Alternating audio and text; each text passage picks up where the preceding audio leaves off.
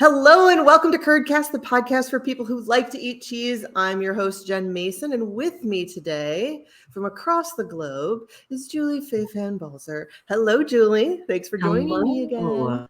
Remember when we used to do this podcast together in the same location, and then we went on to Zoom, and now we get to do it across the ocean? I know. So I should fill people in. I'm still the founder of Curdbox, but I'm now living at least part-time in Sicily.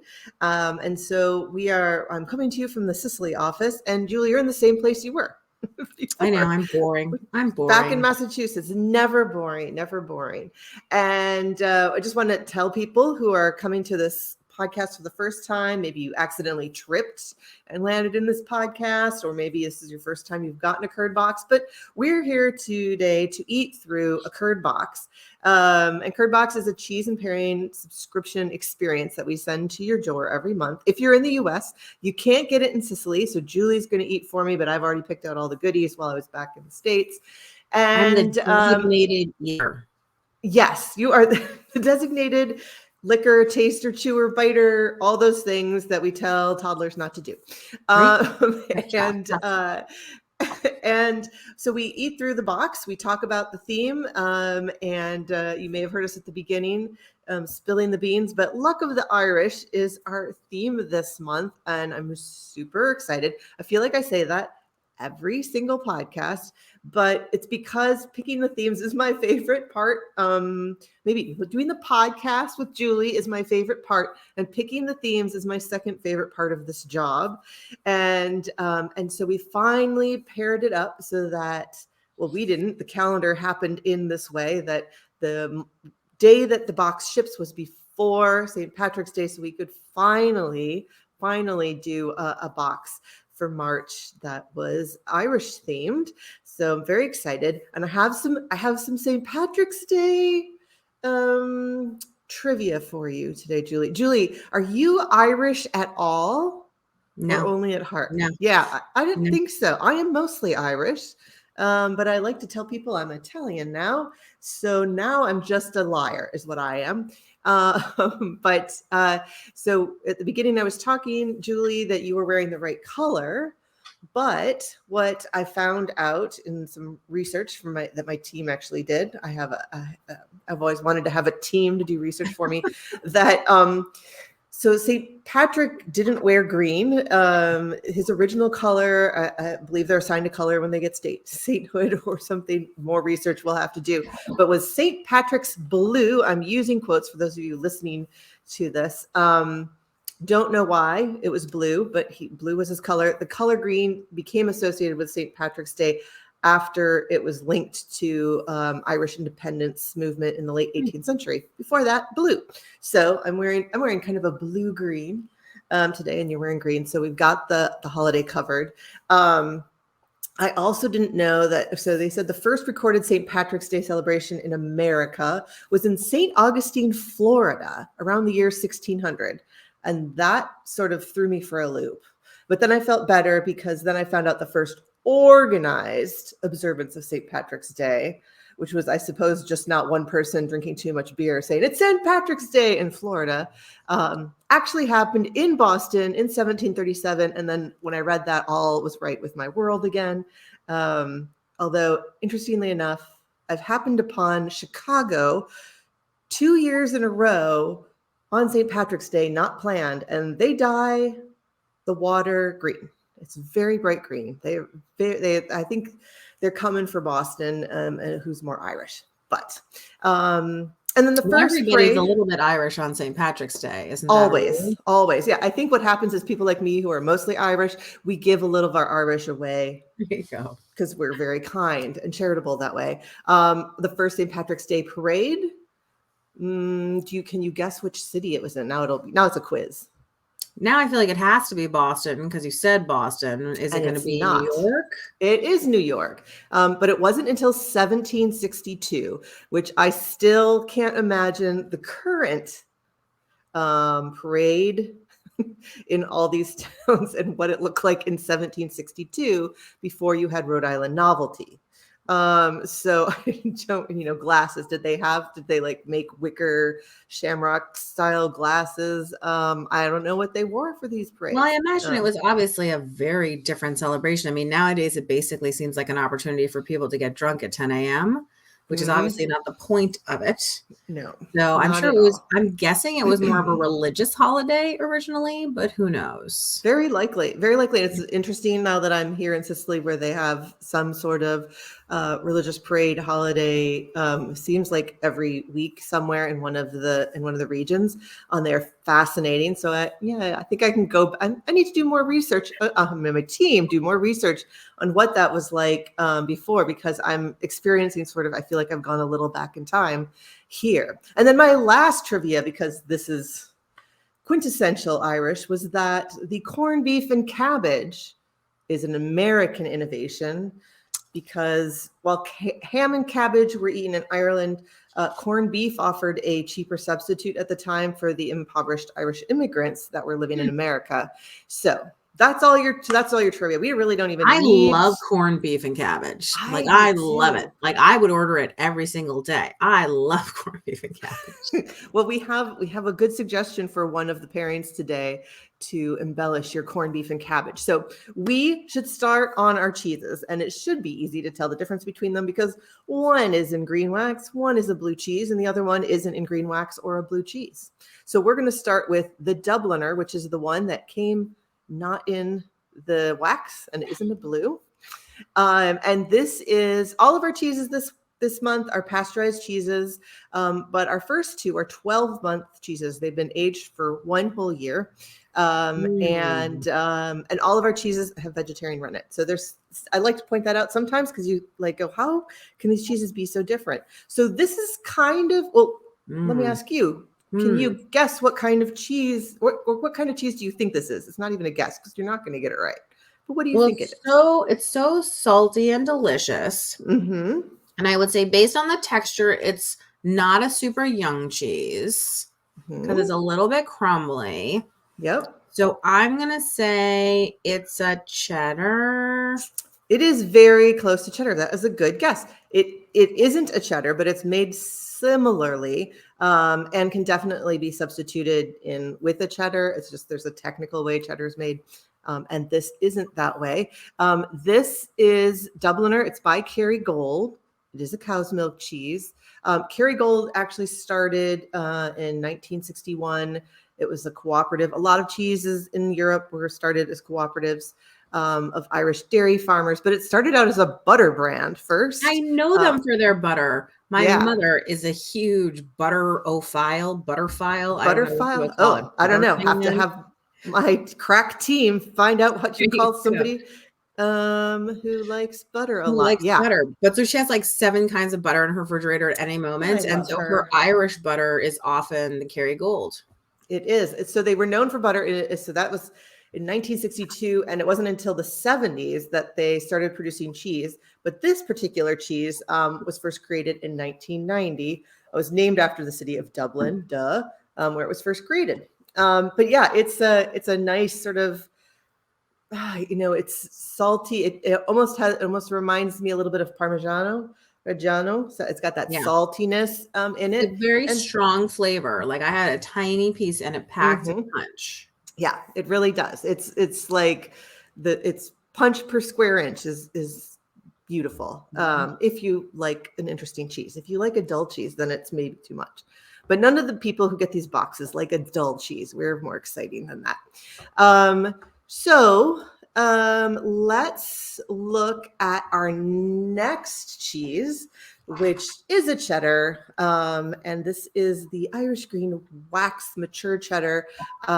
And this one is this wax color, by the way, is such a beautiful green. Isn't it? I want to swatch it. It's so beautiful. It's just the most beautiful green. It is so beautiful. It feels like a true Kelly green, which is so funny. I told somebody the other day, I was meeting somebody new that I had only met online.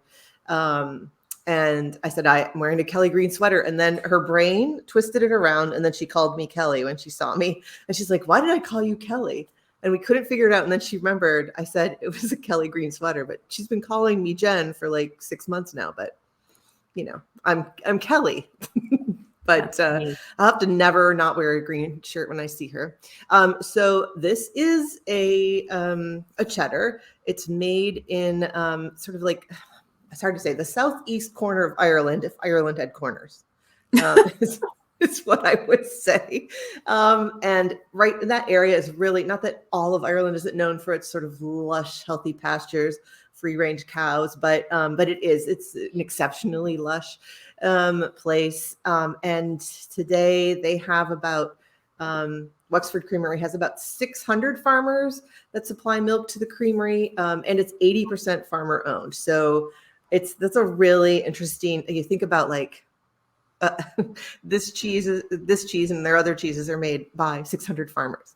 I don't know. It's just like hard to wrap your brain around when I go to small dairies here. Well, not here, there in the U.S. and been to small dairies here in Italy, and you just imagine 600 farmers, and if they all have, I don't know, do they all have like 10 to 40 cows?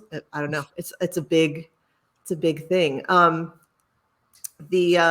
think part of going back to the fields, part of the reason that it's lush and vibrant there is sort of, it's the sunny southeast side of the island. So maybe it's, I don't know, I'm not a good Irish weather girl, but it's very likely that, there's benefits to being on that side of Ireland as well. The green wax coating that we were loving so much is not only gives it its distinctive appearance, but also it's what's going to preserve that flavor. We've talked about different kinds of cheeses, like a cloth bound, and this one, it sort of holds it in time and just lets it grow up. It's sort of like if you took a teenager and you put them in a straitjacket right when you liked them, on a day you liked them, and then I have to feel like a wax rind lets in less air than like a cloth rind and stuff. And that's a big difference. But exactly, one of the things I love about the Curdbox so much is that I have these two cheeses. They look almost identical unless I'm really looking at them, but they taste so incredibly different. The texture is so very different. The cheddar is much like softer, chewier, kind of meltier. The Dubliner is more of like a crumbly and like, it's not pungent, but it has a punch. Yeah. Do you know what I mean? Exactly. And like, it's just so fascinating to me. Like, again, they look so similar. They taste so crazy different. Yeah. And it's fun to have them both here, both Irish cheeses, both cheddar or cheddar-like, and to eat them at the same time is really fun. Like I could have just put one of those on a cheese board, and until you taste it with something else, you don't appreciate some parts of it. I always joke, we have our car back in the States. We still have our car is a black color, but it's a metallic black. And when you put it next to something black, it looks blue. When you put something next to blue, it looks black. And I think tasting can be like that as well. It's something might taste spicy until you taste it next to something spicy, and then you say, no, this is mild. So they might taste salty until you put it next to something that's saltier. Yeah. So it's the benefit of being able to try the things that we put in these boxes. We really do think about these things as we're putting together, once we've picked our theme, second most fun part, third most fun part of the job is figuring out what to put into that theme. Well, I think the genius of pairings, right, is that whole concept of everything is relative and you have to compare things to each other in order to understand, do you know what I mean, what you're going to get. And so it's definitely true that like you can transform the taste of something by putting it next to something else. And that's so exciting. Yeah, I 100% agree. And while I'm a fan of eating cheese anytime, even if you just have one cheese, it's lovely when if you really are somebody who likes to go deeper with their food, likes to know where things are coming from and what they taste like, and just you don't just want to be mindless when you're eating things. Pairing is fantastic, and it doesn't even really have to be one cheese. You could try one or more than one cheese. It could be one cheese and two different pickles. How do the two different pickles go with the one cheese? How do three different drinks go with that? So many things to do. I really encourage you, like anybody, even if you don't have cheese today, like think about pairing two things tonight. And what do you learn from having both of those things? I don't know. When there's no longer something to learn, there's no longer a reason for me to be on this planet. And so I don't see that ever happening. So I'll be here forever. Right? Always something to learn. Always, always. Okay. Third cheese is Cashel Blue. And this, again, talking about pairing cheeses, I think it's going to be interesting to taste the saltiness of the Dubliner and then following it up with some of the Cashel Blue, because it's got a salty, it's going to like salty things, but it's also really creamy. So this is our youngest cheese. This is only 6 to 10 weeks old, depending on when it gets here, when we cut it and whatever, but it's in the 6 to 10 week age. So I have a question. Yeah. So I know that with like hard cheeses, my understanding since so far is that when they're young, they're sort of soft and chewy. And when they're older, they get that kind of hard crumbly, right? Mm-hmm. But with blue cheese, when it ages, the texture doesn't change, right? Is it just like the intensity of the flavor? Like what changes as it ages? That is a great question. It can actually get harder and more crumbly. But it depends on what type of cheese. So if you think about cheddars, let's think about our cheddars for a second. So there's the cheddar in the wax is different than if we put it in a cloth bound, if we put it in a cloth rind and let it age, it will get drier and more crumbly. Or if it just has a natural rind, we've had natural rind cheeses, which is basically we just leave the cheese as it is on the shelf. Eventually, if you let that go for too long, that cheese will become rock hard because everything will evaporate.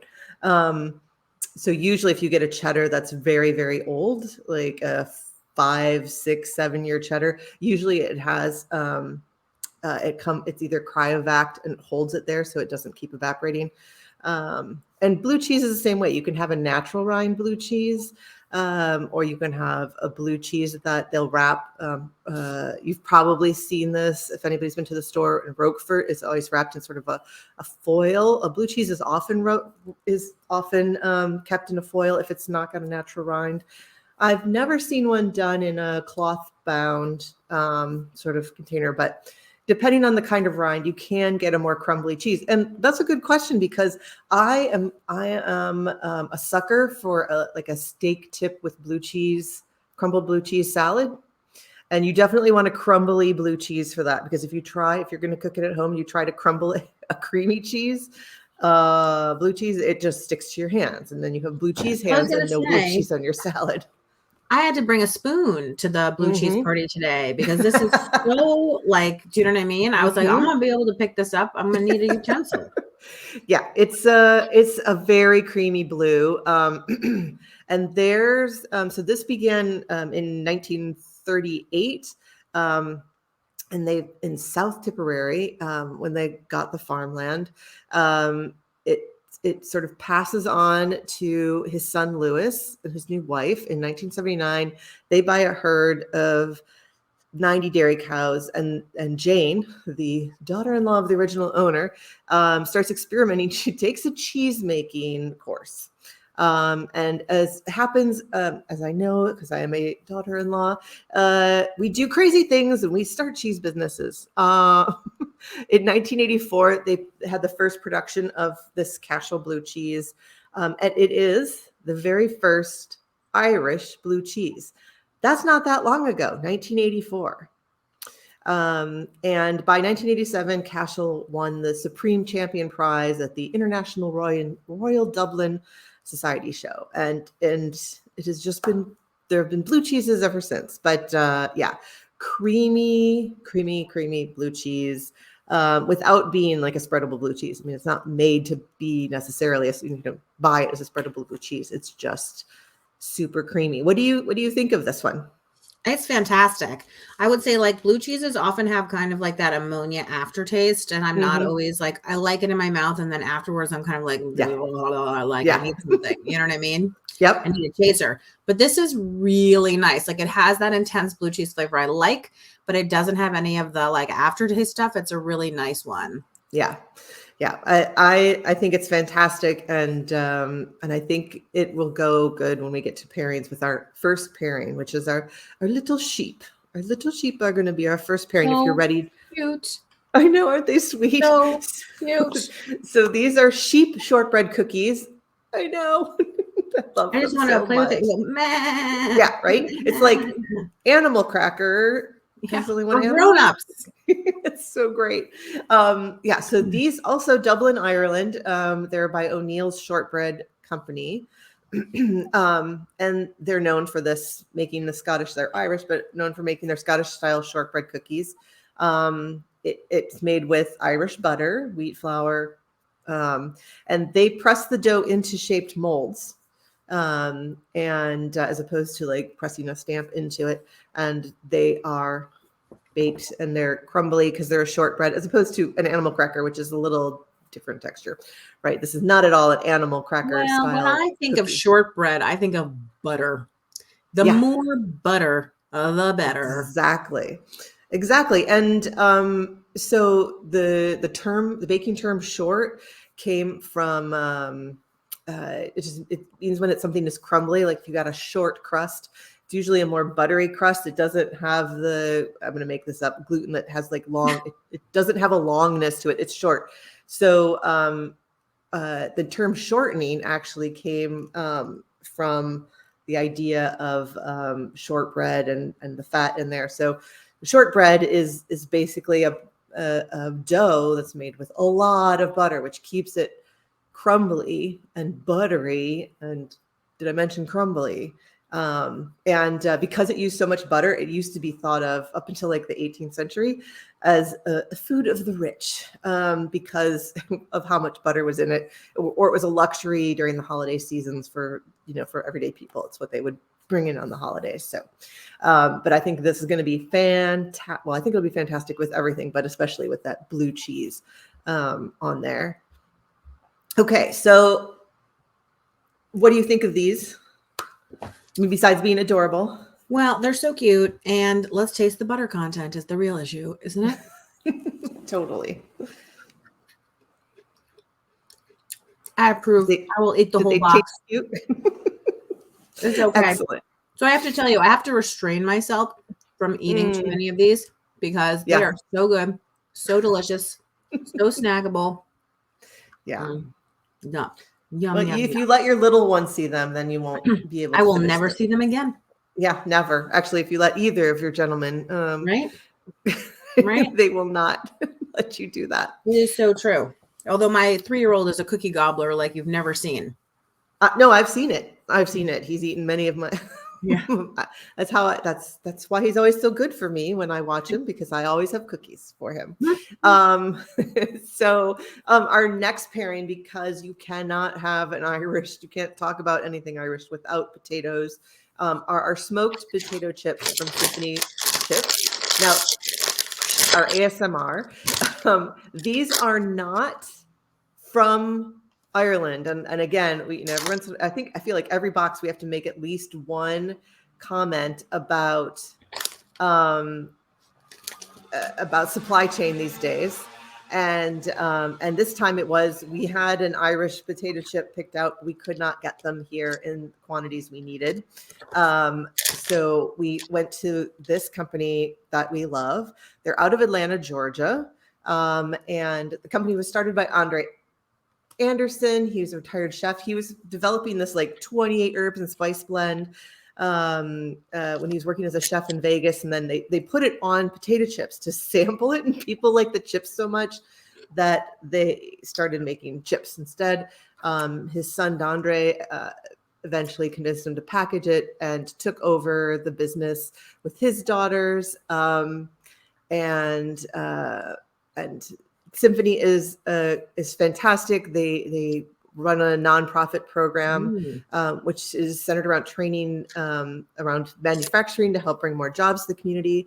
They're one of the very only few Black-owned potato chip companies in the world. And right, I know. And they are making, and you were showing their picture on the back. I love that they have their picture on it. There they are. I think all food should have this. Right? Yeah. It's so nice to know who's like behind your food, right? I would go through the store just like looking for people who look nice. Exactly. I'll buy your food. You look like a nice person. Forget how much carbohydrates in it. Do you look like nice people? Right. So what do you think of these smoked potato chips? So these are so good. So at first, I can tell you, I have a bias against smoked things sometimes because I think like when they put that smoke flavor on stuff, I'm always like, blah, blah, blah. I could just like taste the smoke. Yeah. I get why people went cray for this spice rub because like you don't notice the spice at first and then it sits in your mouth and you're like, ooh, it's got a little kick and it's complex sort of flavors because like you're like, oh, it's kind of like a barbecue chip, but it's more than a barbecue chip, but it's kind of different. I don't know. Yeah. I'm into it. Yeah. The bag says 1 serving, so I'm going with that. There you go. That's perfect. Yeah. And it's funny. I don't mean to be stereotypical about the Irish and their potatoes, but I have been to an Irish wedding in Ireland and they served 3 kinds of potatoes for dinner. And when I was talking, this was my cousin that got married, my Irish cousin.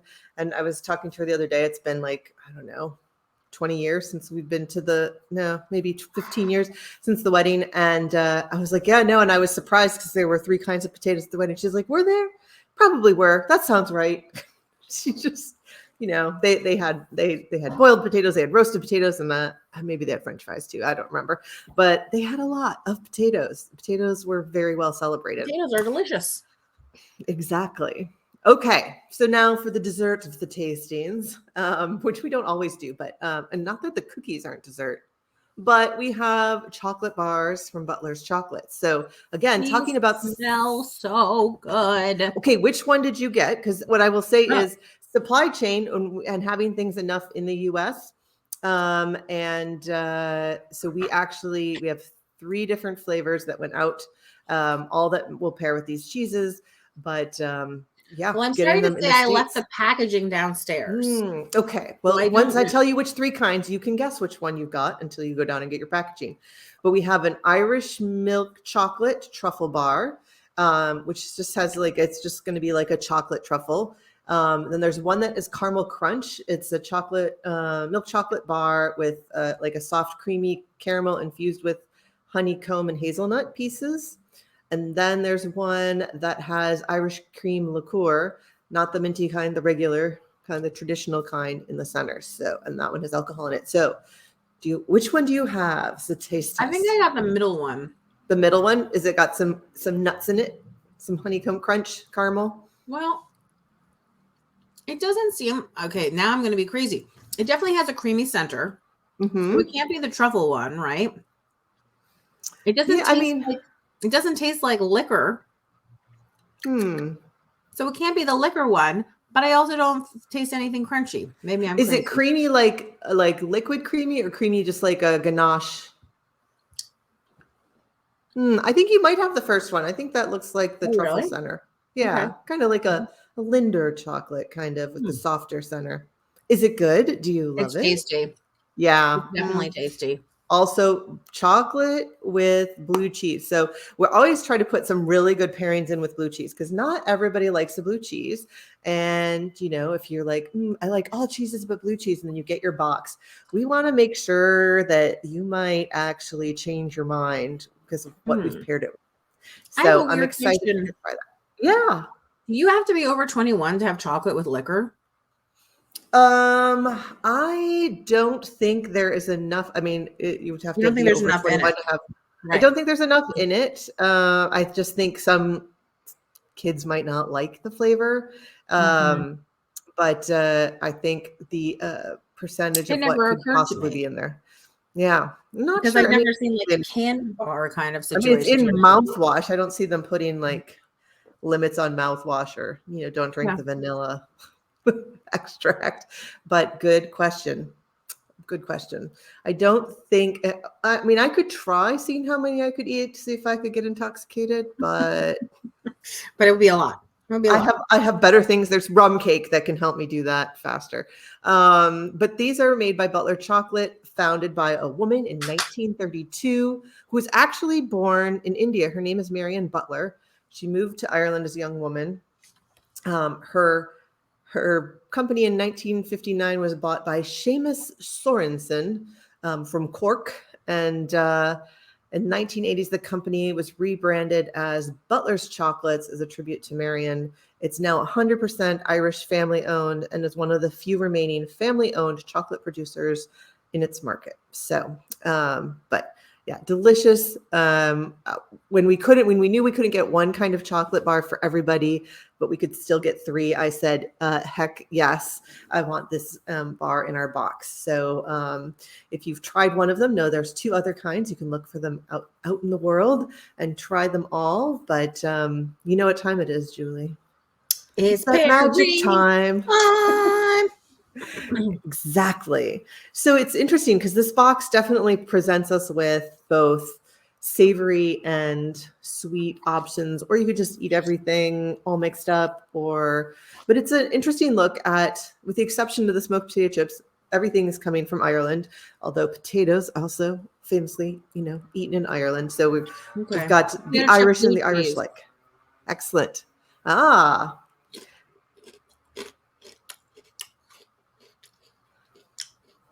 Simple, easy. Mm-hmm.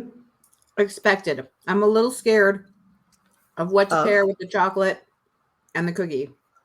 But well, I would cheer. I think the blue cheese is going to be the best thing with all three of our parents. Let's do it I think it's the best with the sheep and the chocolate. I think expected is sort of the potato chip. Blue cheese.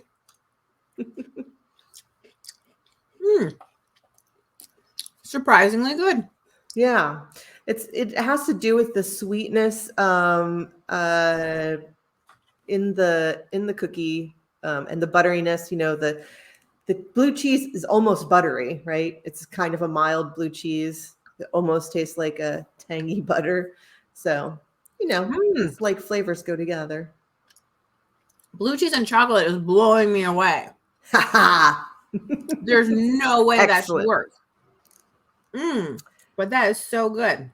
Right? In a million years, if somebody was like, would you like this hors d'oeuvre? It's blue cheese and chocolate. I would be like, goodbye. There are a number of chocolate makers in the States who make a blue cheese truffle.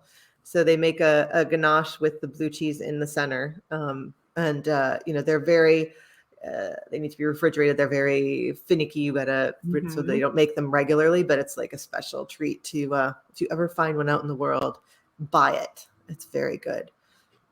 I can't talk. My mouth's too full of food. All right, so I'll tell you that one of the notes we had on the potato chips was to add them to a corned beef sandwich, because I mentioned that at the beginning. And I was like, yes, now I need to find corned beef. I have to figure in here in Sicily, figure out how to corn my own beef. I don't know. Gonna have to figure it out. It's fascinating. Need a crock pot. I'm gonna need a crock pot. And I don't know if I'm sure they have crock pots here somewhere, but it's interesting here on the island of Sicily that you have to sort of make do. Like, I think when I want Mexican, I'm going to have to make my own flour tortillas, which I've learned thanks to TikTok is not too difficult. We look at things in the grocery store and sometimes forget that, people made these at home first, right? Like, just that's what you made for dinner. So I'm going to be a little more adventurous in my cooking while you're adventurous in your pairing. You're going to be a pioneer lady. Yes, the Sicilian American pioneer. Any other good pairings you've had? The potato chips with the Dubliner. 2 thumbs up. Good. Excellent.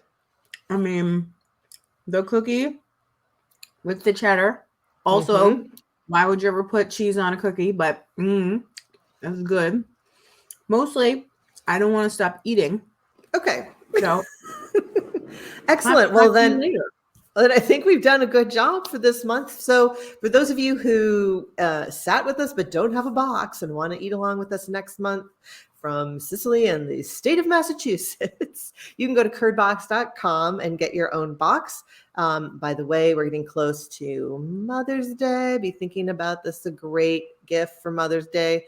You can get like a 3-box gift if you wanted to, or you can just give it to her every month forever, so she loves you best every month.